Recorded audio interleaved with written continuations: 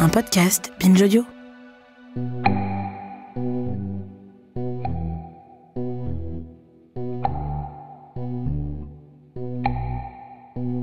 Salut, c'est Thomas Rozek. Le 8 septembre dernier, la justice suisse a rendu une décision très attendue et très décevante. La Cour suprême du pays a en effet décidé de se ranger du côté de la Fédération internationale d'athlétisme, la FIA, dans la bataille qui l'oppose à l'athlète sud-africaine Caster Semenya. Cette dernière, double championne olympique et triple championne du monde du 800 mètres, s'oppose à la FIA qui veut la contraindre, pour qu'elle ait le droit de concourir dans sa discipline, à prendre un traitement visant à faire baisser son taux de testostérone, qui est plus élevé que la moyenne chez les femmes en raison de ce qu'on appelle hyperandrogénie. C'est une mutation génétique dont elle est porteuse, mutation qui donc, selon la FIA, l'avantage et déséquilibre la compétition.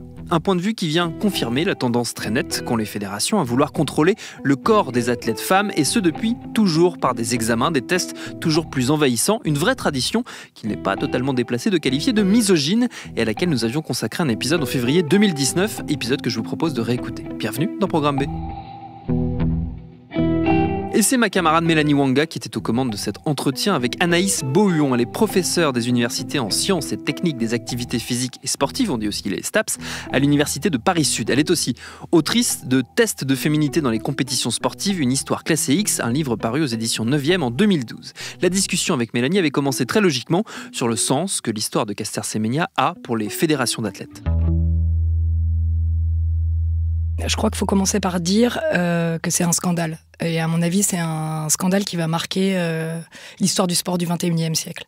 Puisque Caster Semenya est accusé de produire plus de testostérone que la moyenne autorisée de manière médicale, mais plus encore arbitraire. C'est-à-dire qu'une femme aujourd'hui dans le monde du sport qui produit plus de testostérone qu'une moyenne, on pourra y revenir parce que du coup cette moyenne pose question, est accusée d'avoir ce qu'on appelle dans le milieu du sport un avantage physique. Et donc on demande à Caster Semenya, plus précisément la Fédération internationale d'athlétisme, de réguler ses taux hormonaux en prenant des médicaments pour ne plus dépasser cette moyenne autorisée.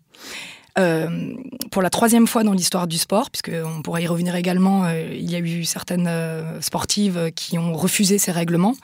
Après Duttichand, Caster Semenya porte plainte, saisit le tribunal arbitral du sport pour discrimination avec ses avocats. Elle dit que ce n'est pas juste de lui demander de réguler finalement ses performances sportives. Les arguments de la Fédération internationale de l'athlétisme sont des arguments d'éthique et de respect, si vous voulez. Ils partent du principe que tout le monde est égal dans les starting blocks. Tout le monde concourt à armes égales. Or, moi, ce que je voudrais commencer par dire, c'est que c'est une utopie, c'est un vœu illusoire. Personne n'est égal dans les starting blocks. Il y a des déterminants sociologiques de la performance, des déterminants sont très très nombreux pour essayer d'expliquer pourquoi certains excellent plus que d'autres. Et la question qui se pose, c'est pourquoi vouloir réguler un avantage naturel, puisque j'ai oublié de le dire et c'est fondamental, les taux hormonaux que produit Caster Semenya sont endogènes. Pourquoi vouloir absolument réguler ses performances alors qu'il n'est absolument pas question de dopage ? Et de manière tout à fait arbitraire en plus. Totalement. Ils ont fixé une limite et ils ont dit... Alors, c'est totalement arbitraire parce que justement, on est en présence de moyenne et on sait très bien, moi en tant qu'enseignante, je sais très bien que c'est une moyenne. Donc oui, il va y avoir des étudiants qui vont dépasser la moyenne et d'autres qui vont être en dessous de la moyenne. Et donc, ils ont arrêté en 2011 pour la première fois la Fédération internationale d'athlétisme, la Fédération internationale de foot, puis plus tard, le CIO s'est aligné sur les règlements sur l'hyperandrogénie. Le Comité international olympique. D'accord. Donc au début, ça concernait uniquement l'athlétisme, puis le foot. Et après, à partir du moment où c'est le Comité international olympique, toutes les autres disciplines olympiques, ils ont décidé en 2011, ils ont édité un règlement sur l'hyperandrogénisme féminin, ce dont on parle. Et ils ont décidé de demander aux athlètes qui produiraient 10 nanomol par litre de sang de testostérone de soit accepter de prendre des médicaments justement pour diminuer leur taux, soit aller concourir chez les hommes. Or, il y a une dimension fondamentale qu'on ne dit pas assez, c'est que ce soit Caster Semenya ou Duttichand, on pourra y revenir, Caster Semenya, elle court en 1 minute 55 secondes et 45 centièmes en 2009 quand elle gagne les championnats du monde d'athlétisme de Berlin et quand la polémique naît. Or, cette performance ne lui permettrait même pas d'être qualifiée au championnat de France de 800 mètres masculin. Oui, donc très clairement, pour elle, ça n'aurait aucun intérêt d'aller courir chez les hommes. Elle aurait qu'une chance, en fait. Donc du coup, ce règlement est inadmissible et complètement discriminant. Juste une petite question qui est peut-être accessoire, mais est-ce qu'il y a des tests de ce genre chez les hommes pour limiter la testostérone ? Si on parle d'égalité tout à fait. Dans les starting blocks. C'est une très bonne question. Il y a ce qu'on appelle les passeports biologiques, mais c'est avant tout pour lutter contre le dopage. Donc les athlètes, que ce soit les femmes et les hommes, sont très suivis avec ce passeport biologique. Mais jamais un homme dans l'histoire du sport ne s'est vu reprocher des taux hormonaux naturels, j'entends, parce qu'on n'est pas dans le cadre du dopage, trop élevés. Donc non, absolument pas. Et ça renvoie au fait que la question qu'il faudrait se poser, est-ce que du coup, la testostérone ne serait pas l'apanage exclusif des hommes, en fait ? Seuls les hommes auraient-ils le droit de produire de la testostérone alors qu'on sait qu'on est en présence de variations quantitatives ? Et si par exemple demain je me mets ou vous vous mettez à faire de la musculation à très haut niveau, 35 heures par semaine, etc., vous allez pouvoir avoir des variations hormonales générées par votre pratique physique. Et donc c'est vraiment important de noter que ce sont des variations quantitatives. Il y a des hommes qui produisent moins de testostérone que la moyenne des hommes. Et il y a des femmes qui produisent plus de testostérone que cette moyenne arrêtée de manière à nouveau, je le répète, arbitraire.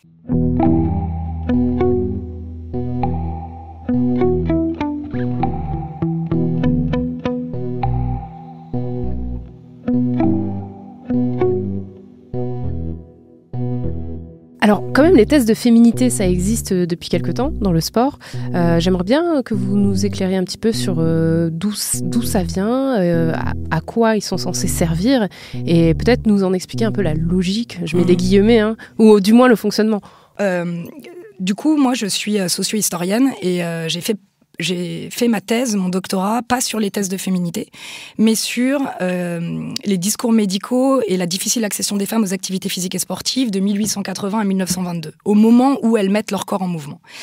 Et j'ai découvert que la réglementation des activités physiques et sportives féminines relevait d'injonctions paradoxales qu'on va retrouver finalement aujourd'hui, dès la fin du 19e siècle. On s'est dit, on va mettre en mouvement les corps des femmes pour lutter contre, à l'époque, la tuberculose, la syphilis, la sédentarité, l'obésité, l'alcoolisme, etc.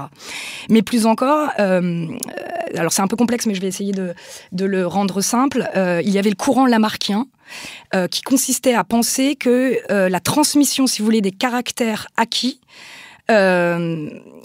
existait, et donc il fallait renforcer physiquement les femmes, et ça serait un gain pour les générations futures. Je sais pas si je suis... préparer les générations futures en faisant de l'exercice. C'est ça, en pensant que si on mettait leur corps en mouvement, elles allaient transmettre tout ce qu'elles avaient acquis de par leur bons gènes. Voilà, exactement. Et donc ça, c'est aussi un courant qui a permis de faciliter, de permettre un petit peu l'accès des femmes à certaines disciplines sportives. Mais le problème, c'est que très vite, les hommes ont eu peur de la différenciation sexuelle, enfin que la différenciation sexuelle soit remise... Que les femmes deviennent des hommes. Exactement, voilà. Et donc des choses que j'ai pu lire, des viragos, des lesbiennes, ou alors vraiment la crainte majeure de l'époque, c'est des femmes stériles, à force de pratiquer trop de sports, et surtout des sports de tradition masculine très ciblés, des sports qui étaient accusés de pouvoir mettre en danger leurs organes reproducteurs. Il y a tout un débat, fin 19e, qui amuse beaucoup mes étudiants, au sujet des femmes et de leur accès à la bicyclette. Elles étaient par exemple accusées de pouvoir s'adonner à des pratiques masturbatoires avec le frottement des pédales, et donc on avait peur du coup qu'elles se désintéressent que leur désir pour les hommes soit amoindri, et plus encore qu'elles puissent subvenir qu'elles n'aient plus besoin des hommes. Voilà, c'est scandale. Ça, exactement, et plus encore que la bicyclette les rende stériles en fait.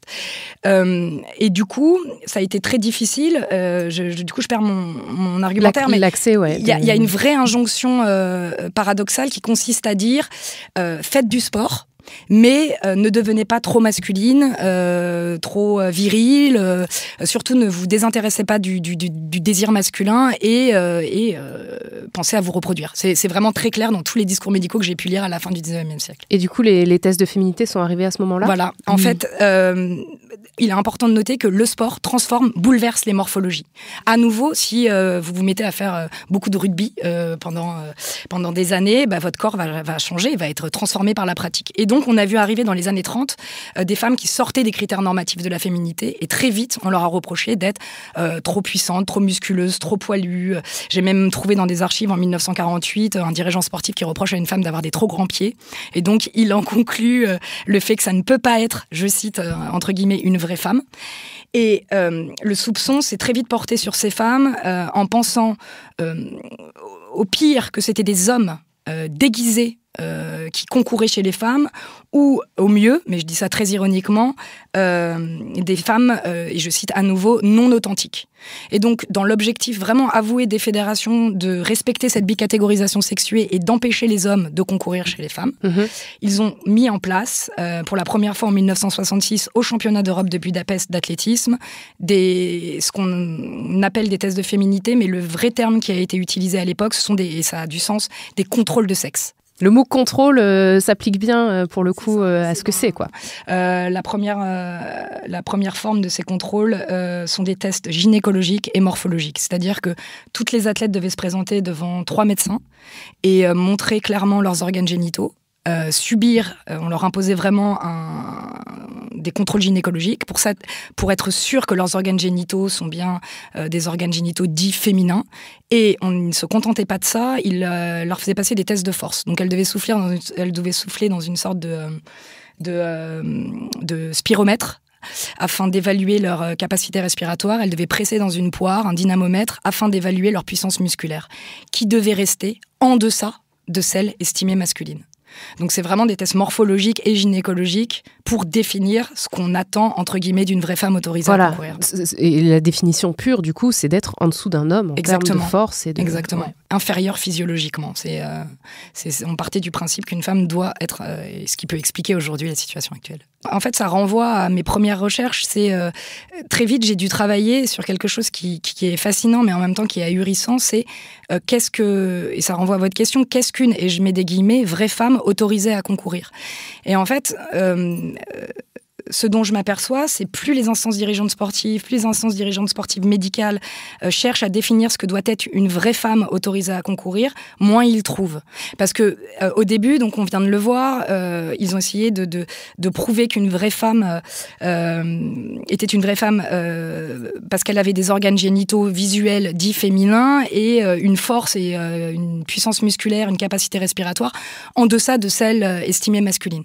Et du coup, ça me permet de dire que il y a eu beaucoup de plaintes. Les sportifs ont trouvé ces tests trop humiliants. Dégradants. Et donc, ils se sont posé la question de savoir dans les années 68 comment trouver une autre définition de ce que doit être la vraie femme. Et ils ont mis en place le test de corpuscule de Barr. Ils sont partis du principe très simple qu'une vraie femme était chromosomiquement XX et qu'un vrai homme était chromosomiquement XY. Et donc, qui va poser des problèmes peut-être pour plus tard, pour les personnes transgenres, par exemple. Par exemple, ouais. Et notamment, surtout pour les personnes intersexes. En fait, ce qui s'est passé, c'est qu'ils prélevaient de la salive avec un coton-tige. Ensuite, ils procédaient à un cariotype pour la première fois aux Jeux Olympiques de Mexico en 68 et aux Jeux de Grenoble en 68, afin de s'assurer que toutes les femmes qui concouraient étaient bien des femmes chromosomiquement XX. Et le monde du sport a fait la découverte un peu tardive quand même de ce qu'on appelle l'intersexuation. Et donc je vais prendre le temps de définir ce qu'est l'intersexuation. Je me permets d'emprunter cette définition au collectif Intersexe et Alliés qui fait un travail remarquable.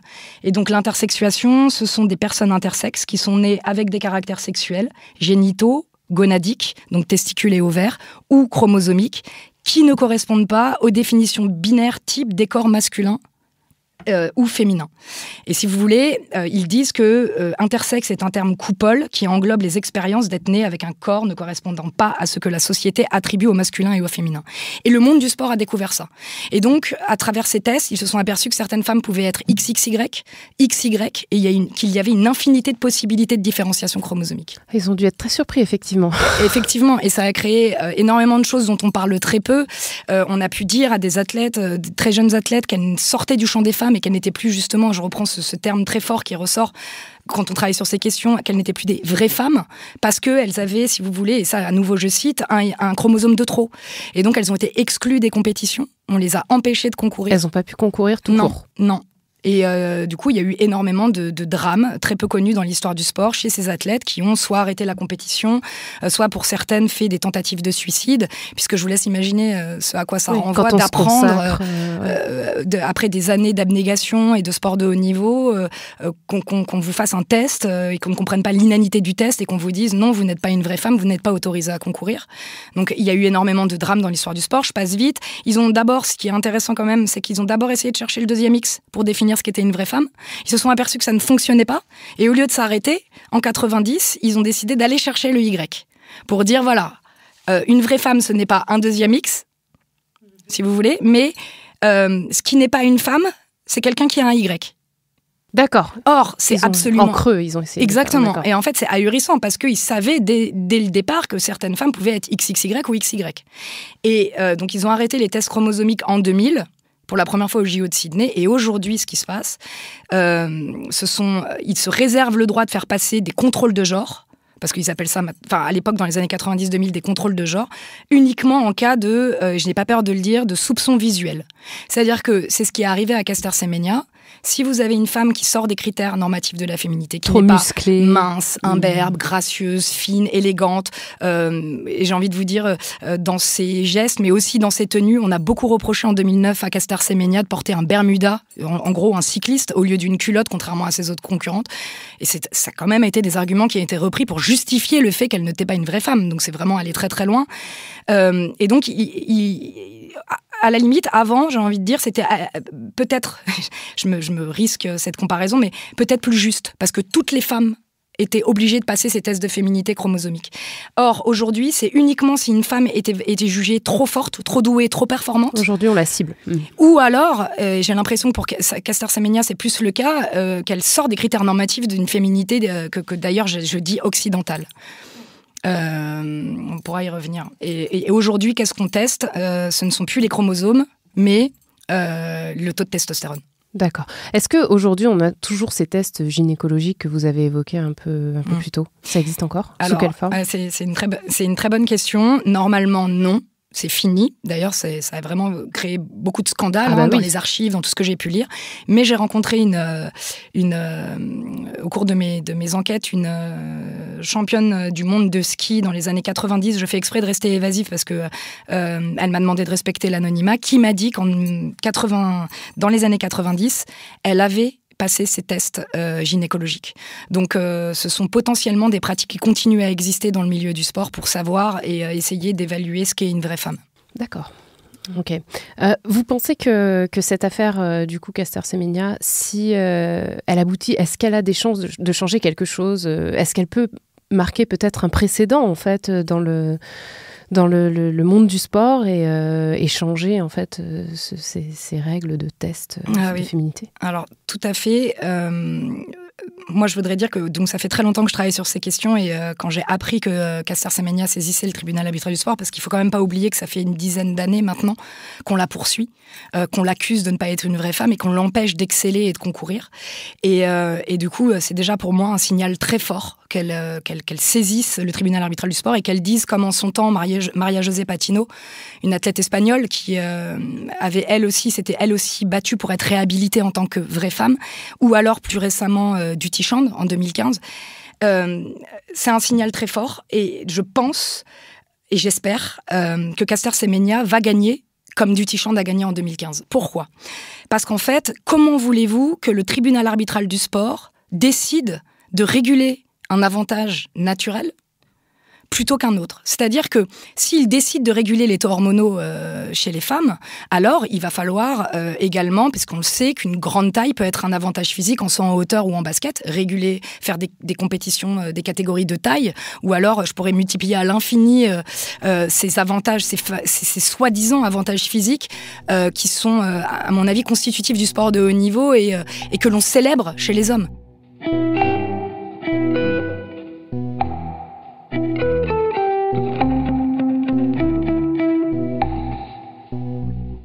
Et si Caster Semenya a malheureusement perdu une bataille, elle n'a pas perdu la guerre. Elle compte bien continuer d'attaquer la décision de la FIA et de faire entendre sa voix en rappelant notamment, comme le font régulièrement ses nombreux soutiens, que bien des athlètes masculins bénéficient d'aides naturelles fournies par leur propre corps sans qu'on les force à prendre des traitements pour autant.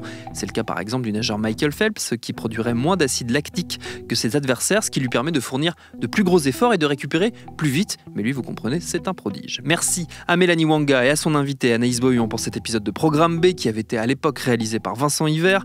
Abonnez-vous sur votre appli de podcast préféré pour ne manquer aucun de nos épisodes. Facebook, Twitter, Instagram si vous voulez nous parler. Et à lundi pour un nouvel épisode.